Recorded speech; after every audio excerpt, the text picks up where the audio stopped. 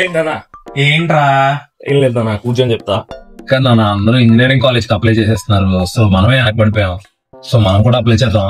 Sir apply చేద్దాంలే కానీ తమకి ఏ కాలేజ్ చదవాలని ఉందో.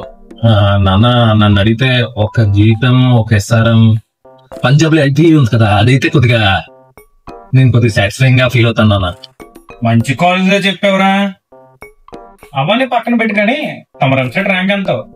నాన్న ఇప్పుడు ర్యాంక్ గురించి ఎందుకులే నాన్న.